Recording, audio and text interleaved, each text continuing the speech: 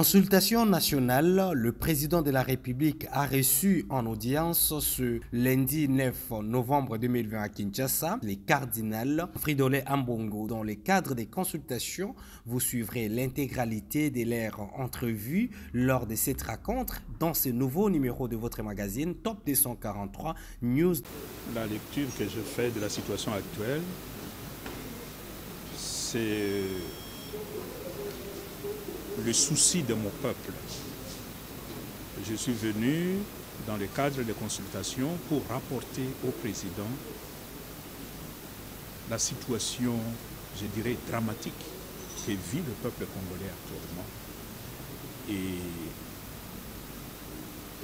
le remercier, le féliciter pour l'initiative qu'il a prise. En même temps pour lui dire, le peuple attend beaucoup de ces consultations.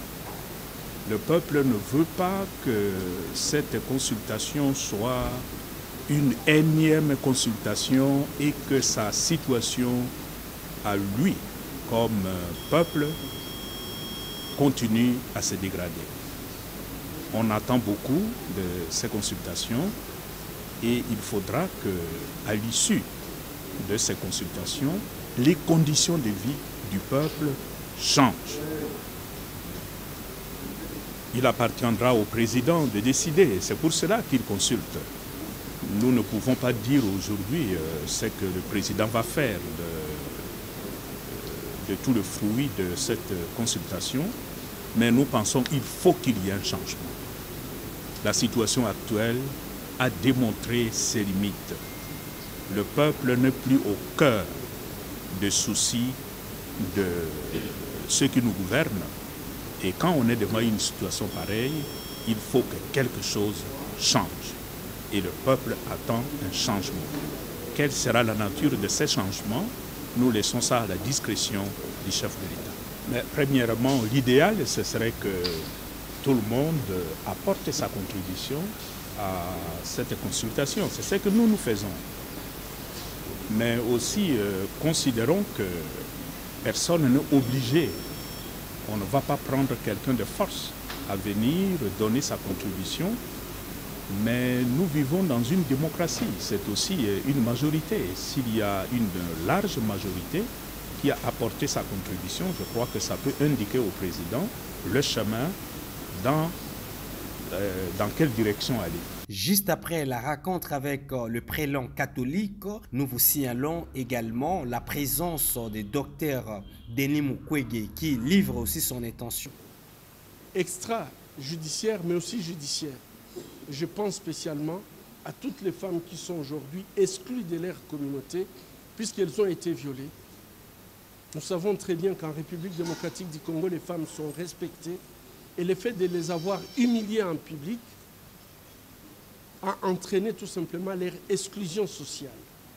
Et je crois que parmi les mécanismes que nous devons inclure dans la justice transitionnelle, nous devons avoir des mécanismes coutumiers qui permettent à ce que les femmes qui ont été exclues du fait d'avoir été violées, et ces viols qui sont considérés tout simplement comme ces femmes deviennent impropres à la société, qu'elles puissent subir des traditions qui les permettent de réintégrer la communauté.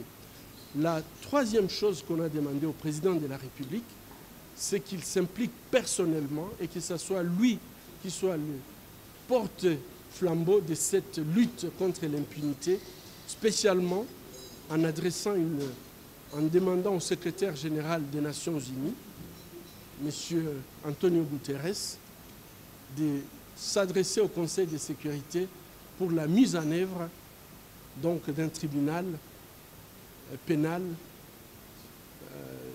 international pour le Congo. Et la dernière question que nous avions évoquée, c'est les réformes institutionnelles. Notre pays ne décollera pas, son décollage sera toujours hypothétique si on n'a pas de réformes profondes, courageuses, mais aussi des réformes ambitieuses qui vont permettre en fait à ce que nous ayons une armée, une police, un service de renseignement, donc l'ensemble de la sécurité tout à fait apolitique et professionnelle. Nous avons également besoin d'avoir, ce qui concerne la justice.